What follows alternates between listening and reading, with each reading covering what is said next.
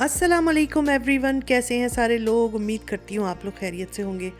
अल्हम्दुलिल्लाह मैं भी ठीक हूँ। और सारी ब्यूटीफुल लेडीज़, आप लोग कैसी हैं? अल्लाह करे बिल्कुल खैरियत से हों, खुश हों। और आज का जो व्लॉग है ये 2 दिन पुराना है, यानी ये 10 मुहर्रम के दिन का जो भी मैंने मेरा किचन का रूटीन था, जो भी मैंने कुकिंग की, वो आप लोगों के साथ शेयर किया है। यहाँ पर ये जो गोश्त है ये मैं रख रही हूँ उसके हलीम के लिए। हलीम बनेगा और ये तकरीबन 1 किलो के करीब गोश्त है और हड्डी वाला है, हड्डियाँ भी थीं और बोटियाँ भी थी। और ये है मटन। बीफ मेरे पास नहीं था इस दिन, तो मैंने सोचा कि मटन रखा हुआ है, इसी को यूटिलाइज़ किया जाए। मैंने इसको थोड़ा सा पकाया है और इसका रंग चेंज होने के बाद मैंने इसमें लहसुन अदरक का पेस्ट डाला है और उसके बाद जो है सारे मसाले वगैरह जाएंगे। और हलीम के लिए तैयारी कर रही थी। और हलीम का जो दालें और गेहूं वगैरह था वो मैंने 1 दिन पहले उबाल कर बॉईल कर रख लिया था। यहाँ मैंने लाल मिर्चें डाली हैं और धनिया डाला है, हल्दी डाली है, ज़ीरा पाउडर है, गरम मसाला है और उसके साथ मैंने दही शामिल किया है। और इसको थोड़ा सा भून कर फिर मैं गलने रखूँगी। ये जो मैं शामिल कर रही हूँ ये है हलीम मसाला। ये मैंने पैकेट वाले हलीम लिए थे। हलीम के जो पैकेट्स आते हैं जिसमें दालें भी होती हैं, तो ये तकरीबन आधा किलो थे दालें थी। तो मैंने 1 किलो इसमें गोश्त डाल दिया था, दही डाला है। बहुत अच्छा सा इसको मिक्स करेंगे, थोड़ा सा भूनेंगे और फिर इसको गलने के लिए रख देंगे। अच्छा, जैसे हम कोई भी शोरबे वाली चीज़ बनाते हैं ना, तो जब हलीम के लिए आप गोश्त गलाएं, मैं तो इसी तरह करती हूँ, तो उसको एक 10 मिनट एक्स्ट्रा रख दें। उससे ये फ़ायदा होता है कि वो इतना नरम, इतना अच्छा गल जाता है कि आपके उसके बाद फिर आपको बहुत ज़्यादा घोटने की ज़रूरत नहीं पड़ती है। तो मैंने भी इसको रख दिया था। और यहाँ पर मैंने चीनी भिगो कर रखी हुई थी पानी में, ब्राउन शुगर। और ये मैं थोड़ा सा इसमें मिल्क शामिल कर रही हूँ और ये बनेगा शरबत। तो चीनी मैंने पहले ही इसमें डाल दी थी। वो ब्राउन ब्राउन जो होती है वो शुगर होती है, हम ब्राउन शुगर यूज़ करते हैं। और बस थोड़ा सा ये था कि ये आखिरी बिल्कुल इसमें लाल शरबत बचा था और ये तकरीबन पूरी बॉटल अब खाली हो चुकी थी। मगर अल्लाह का शुक्र है 3-4 ग्लास जो थे वो बन गए। और मैंने शुक्र अदा किया, क्योंकि ये बहुत ज़्यादा पिया जाता है दूध में डाल के, तो हमारे यहाँ बहुत जल्दी ये ख़त्म हो जाता है। तो यहाँ मैंने ये इसको बहुत अच्छा सा घोल लिया था। और मेरे पास जो है वो चिया सीड्स भीगे हुए थे, जो आजकल गर्मी चल रही है तो मैं उसको अक्सर यूज़ करती हूँ, तो वो भी थोड़े से डाल दिए थे। और ये हमारा मज़ेदार सा दूध का जो है वो शरबत तैयार हो गया था। पिस्ते बादाम वगैरह मैंने नहीं डाले थे, बस सिर्फ दूध था और इसमें शरबत था, पानी और चिया सीड्स। इसके बाद जो है हम अपना दूसरा काम स्टार्ट करेंगे। ये वाला गोश्त जो रखा हुआ है ये बनेगी बिरयानी। तो मैंने सोचा जितनी देर में मैं दूसरे काम करती हूँ इसको मैरिनेट करके रख देती हूँ। इसमें भी मैंने मिर्चें और धनिया और हल्दी और गरम मसाला, ज़ीरा पाउडर, लहसुन अदरक पेस्ट, नमक और योगर्ट और ये सारी चीज़ें जो डालकर है, और इसको मिक्स करके मैं मैरिनेशन के लिए रख दूँगी। और जितनी देर में मैं दूसरा काम करूँगी ये तकरीबन 1 घंटे आधे घंटे जो है फ्रिज में रहेगा। और उसके बाद फिर मैं इसको जो है बिरयानी में यूज़ करूँगी। बस इसकी अच्छी सी मैरिनेशन कर लेंगे। ब्राउन प्याज थी मेरे पास, मैंने वो भी इसमें शामिल कर ली है। और इसको मैं फ्रिज में रख दूँगी और उसके साथ थोड़ी देर बाद मैं इसको निकालूँगी और उसके बाद जो है फिर इसको पकाएंगे। उससे पहले मैं ये करूँगी कि मैंने जो हलीम का गोश्त वगैरह निकाला हुआ था, हम उसको भी घोट लेंगे। और जो हमने दालें वगैरह जो थी उनको भी हम जो है वो घोट लेंगे। यहाँ पर मैंने थोड़ा सा बिरयानी मसाला जो मिक्स है वो थोड़ा सा शामिल किया है। और नॉर्मली मैं इस तरह करती हूँ कि ना घर के मसाले भी डालती हूँ और साथ में 2-1 चम्मच जो है ऊपर से वो पैकेट वाला यूज़ कर लेती हूँ ज़रा सा टेस्ट के लिए। और सूखे हुए आलू बुखारे थे मेरे पास, तो इनको भी मैंने निकाल कर रख लिया था कि कहीं मैं भूल ना जाऊँ।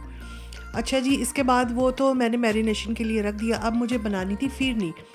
और फिरनी के लिए मैंने 1 लीटर जो है वो 3.5 वाला जो मिल्क होता है फ़ैट वाला वो लिया था। और उसके बाद ये फुल फ़ैट जो है ये लिया था मिल्क, 2 पैकेट मैंने ये लिए थे। और इनको मिक्स करके अब मैं चूल्हे पे रख देती हूँ और ये हल्के हल्के बॉयल होगा। और साथ में फिर जो है हम अपने चावल जो है फिरनी के लिए उनको पीसेंगे। अच्छा, फिरनी के लिए चावल जो है ना, मैंने 1 रात पहले तकरीबन 11-12 बजे मैंने इनको भिगो दिया था। ये पूरी रात पानी में सोख रहे हैं, तो ये बहुत ही नरम हो गए हैं। तो इनको अब हम पीस लेंगे। अच्छा, मैं एक बात बताती चलूँ कि पिसी हुए जो चावल पड़ते हैं, फिरनी वो होती है जिसमें पिसे हुए चावल होते हैं। और खीर वो होती है जिसमें मोटे चावल होते हैं, यानी कि बहुत ज़्यादा बारीक नहीं होते। तो मैं यहाँ फ़िरनी बना रही हूँ और मुझे खीर की बनिस्बत फ़िरनी जो है वो ज़्यादा पसंद है। और मैं हमेशा, मेरा ख़्याल है मैंने कभी खीर बहुत ही कम बनाई होगी शुरू में, कभी ज़्यादातर मैं फ़िरनी ही बनाती हूँ। तो ये मैंने इसको ब्लेंडर में बारीक कर लिया है और ये बहुत आराम से अच्छी सी पिस गई है, क्योंकि ये एक रात से भीगे हुए थे चावल। तो बस इसको आप निकाल लेंगे और इसको आप जब ब्लेंड करें ब्लेंडर में तो पानी नहीं डालेंगे, बल्कि इसको दूध में ही ब्लेंड करना है, वरना पानी से जो है वो फ़िरनी का टेस्ट ख़राब हो जाएगा। और ये देखें, ये इस तरह से कैसी बारीक सा अच्छा सा पेस्ट सा बन गया है ना। तो ये 1 कप मैंने, छोटा वाला जो 1 कप होता है ना, वो मैंने राइस लिए थे और रात में ही भिगो दिए थे। तो यहाँ दूध जो है वो भी अब बॉयल आ गया है और आँच हल्की कर देंगे। फ़िरनी को बनाते वक्त या खीर को बनाते वक्त बहुत ज़्यादा ये ख्याल करना पड़ता है कि जब आप इसमें ये चावल डालते हैं तो गुठलियाँ ना पड़े। दूसरा ख्याल ये रखना पड़ता है कि मुस्तकिल इसमें चमचा हिलाना पड़ता है, वरना ये बहुत जल्दी नीचे से जलने लगती है। तो जब जली हुई खीर होगी तो ज़ाहिर है वो बेकार हो जाएगी, सारी आपकी मेहनत बेकार, आपका सारा सामान जो है वो बेकार हो जाएगा और उसमें एक जली हुई स्मेल आ जाएगी। तो इसको बनाने के लिए बहुत ही ख्याल से जब भी बनाएं कि बस पास खड़े रहना है, कोई मोबाइल फ़ोन वगैरह नहीं देखना है, किसी से बातें नहीं करनी है, इधर उधर गप्पे नहीं लगानी है लोगों से। तो बस इसके ऊपर फुल आपने अपना फोकस रखना है, तो इंशाल्लाह बहुत अच्छी बनेगी। तो मैंने भी इस वक्त जो है इसको हल्के हल्के मिक्स करना शुरू कर दिया है और मैं ये वाले मिक्सर से जो है वो मिक्स कर रही हूँ, ताकि अगर कोई इसमें गुठली लम्प्स वगैरह बन गए तो वो घुल जाए। अब मैंने यहाँ पे यूज़ किया है ब्राउन शुगर। शुगर मैं बहुत थोड़ी थोड़ी मिक्स कर रही थी, डाल रही थी, क्योंकि मुझे बहुत ज़्यादा तेज़ मीठा नहीं चाहिए था। आप लोग जब बनाएं तो अपने हिसाब से इसको ज़ाहिर सी बातें करें, मगर ये कि मैंने बहुत थोड़ी थोड़ी इसमें शुगर डाली है ताकि एक मुनासिब हद तक जो मैं पसंद करती हूँ उतनी ही मीठी रहे। यहाँ पे फिर मैंने थोड़ी सी जो है वो शुगर और डाली है और इस तरह करके मैंने कोई 3 बार इसमें शुगर ऐड की थी और हर बार मैं चख लेती थी तो मुझे वो लगता था कि नहीं अभी ये फीकी है, तो फिर मैं थोड़ी सी और ऐड कर लेती थी और यहाँ पे अब ये आखिरी बार गई है। इसके बाद जो है हमारी फ़िरनी मज़ेदार सी मीठी हो गई थी और बहुत तेज़ नहीं थी। ये ब्राउन शुगर जो है वैसे भी थोड़ी कम मीठी होती है। तो अब इसको थोड़ी देर और पकाएंगे। चीनी के पड़ने के बाद जो है ये थोड़ी पतली हो जाती फ़िरनी और इसको थोड़ी देर पका के गाढ़ा करेंगे। यहाँ ज़बरदस्त सी हरी इलायची का जो पाउडर है उसका छिड़काव हुआ है और जैसे ये छिड़काव हुआ है ना, इतनी कोई प्यारी खुशबू महकी है कि मैं क्या बताऊँ। इतनी छोटी सी इलायची में अल्लाह ताला ने कितनी खुशबू रखी है ना, मैं तो हैरान होती हूँ। और ये मैं आप लोगों को दिखा रही हूँ कि ये अब हमारी फ़िरनी जो है भाई वो तैयार हो गई है और बस अब इसको अब डिश आउट करेंगे। और मैं इसको इस वाले बोल में निकाल रही हूँ और बहुत अच्छी बनी थी, बिल्कुल नहीं जली, बिल्कुल कोई स्मेल जलने की कुछ नहीं आई थी, क्योंकि इसको मुस्तकिल मैं इसमें चम्मच हिलाती रही थी। तो बस ये वाली जो है फ़िरनी, ये थोड़ी सी मैंने बड़े डोंगे में निकाल लिया, बाकी थोड़ी सी बची थी वो छोटे बोल में कर लूँगी। मेरे पास कुछ बादाम जो हैं वो रखे हुए थे क्रश्ड, तो वो मैंने ऊपर से इस पर डाल लिए। पिस्ते नहीं थे तो वो नहीं डले हैं, तो हमने सिर्फ बादाम ही इस पर डाल लिए और बहुत मज़ेदार, बहुत अच्छी बनी थी और काफ़ी अरसे बाद मेरे घर में फ़िरनी बनी थी। और मैं मीठा वैसे बहुत कम बनाती हूँ, शौकीन मैं बहुत हूँ मीठा खाने की, मगर मैं बहुत कम बनाती हूँ, क्योंकि जब मैं बनाती हूँ तो सबसे ज़्यादा मैं खुद ही खाती हूँ इसलिए मैं एहतियात रखती हूँ। यहाँ पर जनाब हमारा हलीम का गोश्त गल गया था। मैंने बोटियाँ जो है ना अलग प्लेट में निकाल के थोड़े से हाथ से रेशे कर लिए थे और उसके बाद जो वापस इसको कौरमे में डाला। और ये मेरे पास जो है पोटैटो मैशर जो है, इसको मैंने सोचा इससे थोड़ा सा घोटा लगाना चाहिए तो ज़रा रेशे इसके बरकरार रहेंगे। तो यहाँ पर मैं इसको घोट रही हूँ और बहुत अच्छा सा ये घुट गया था, क्योंकि ये बहुत अच्छे गले हुए थे। अच्छा, मैंने अब ये फ्रिज से निकाल के ना, ये जो था हलीम का जो दालें थी, गेहूं था, ये सारा कुछ मैंने चूल्हे पे रखा था और इसको मैंने हल्की आंच पे रखा था कि ये गर्म हो। और फिर जब मेरा ये कुकर खाली हुआ तो इसको बस पानी से हल्का सा वॉश करके मैंने बिरयानी का जो मटन मैरिनेट करके रखा था अब मैं इसमें शामिल करूँगी ये, और फिर हम इस गोश्त को भी गलाएंगे ताकि बिरयानी के लिए जो है वो हमारा ये गोश्त तैयार हो।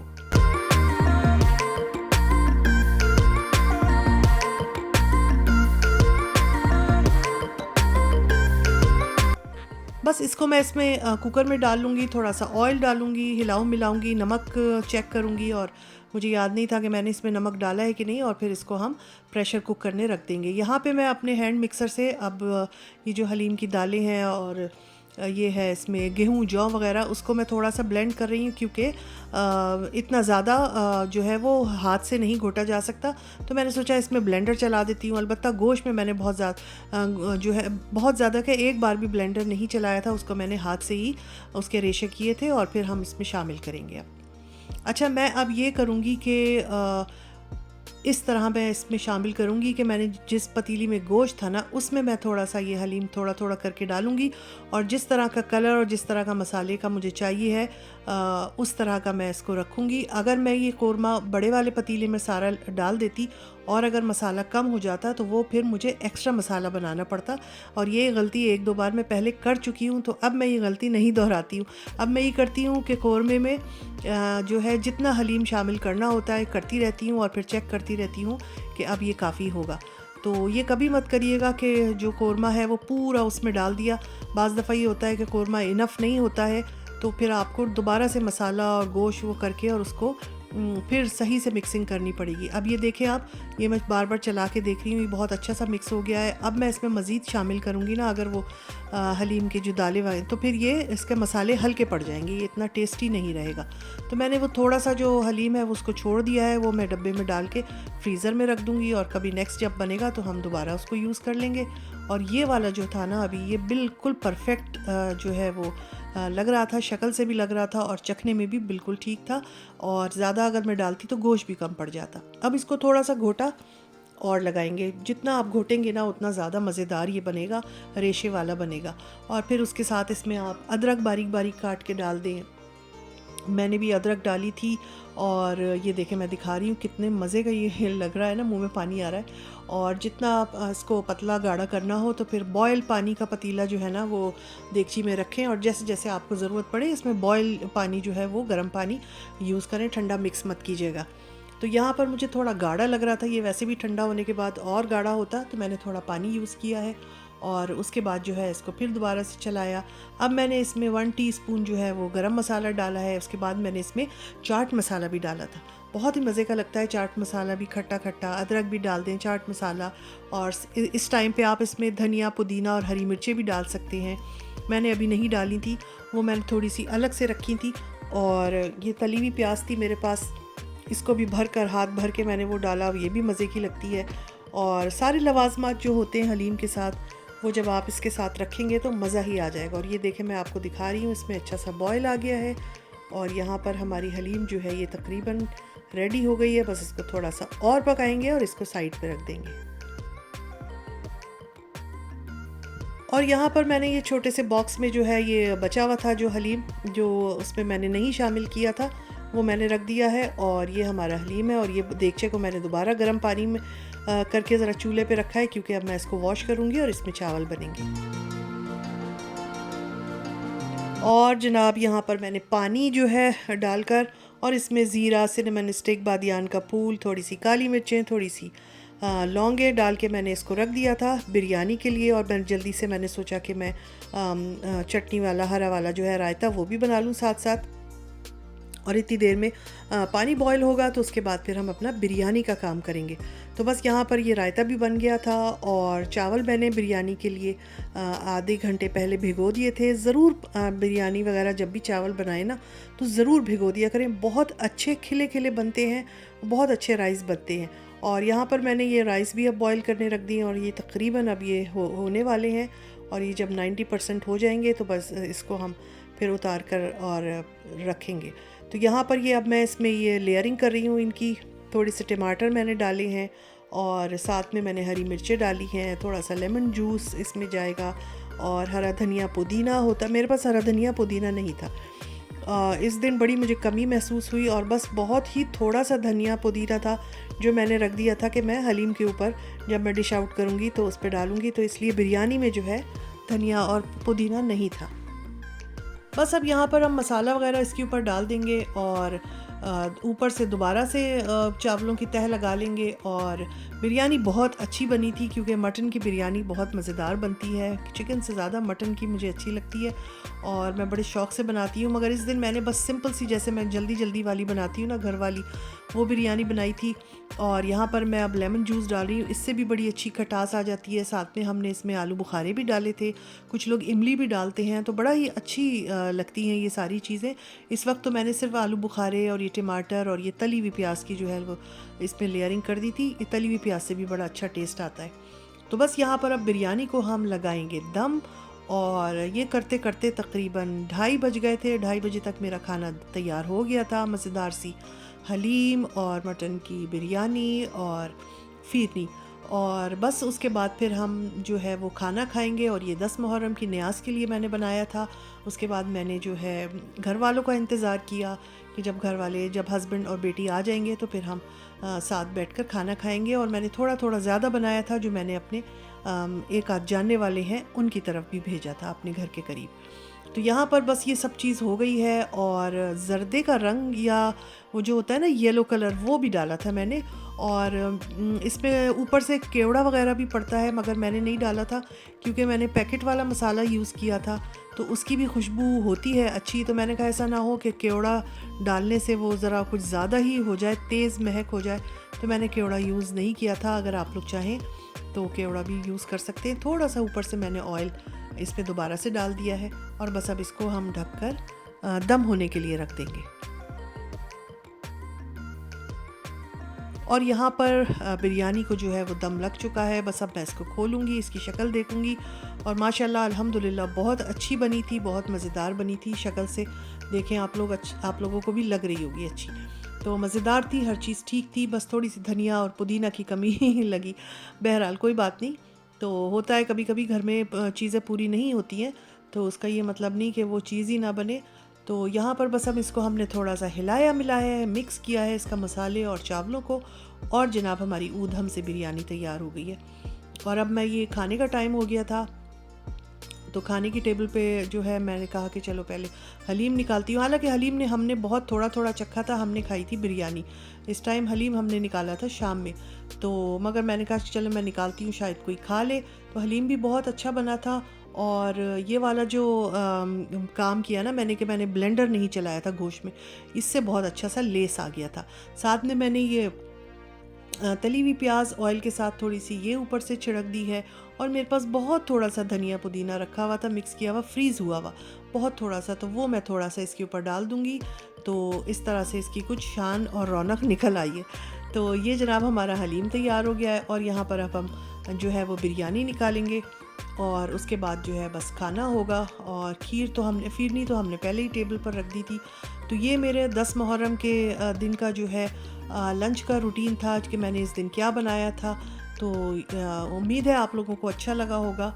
और मुझे इन दिनों में इस तरह के जो बड़े दिन आते हैं, उन दिनों में यहाँ पर बड़ा ये फ़ील होता है कि हम इस तरह के खाने बना लेते हैं और फिर ख़ुद ही खाते हैं, क्योंकि यहाँ दूर दूर तक भी ऐसा कोई नहीं होता कि आप किसी को दे दें।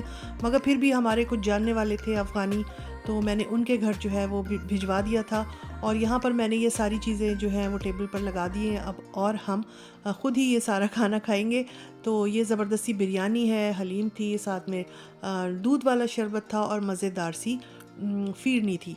तो जनाब ये सारी चीज़ें बनी थी मेरे घर 10 मुहर्रम को। और अब हम खाना स्टार्ट करते हैं। उम्मीद है आप लोगों को आज का ये व्लॉग अच्छा लगा होगा। इंशाल्लाह अपने फिर किसी नेक्स्ट व्लॉग में मिलूँगी। अपना ख्याल रखें, हमें भी दुआओं में याद रखें। अल्लाह हाफ़िज़।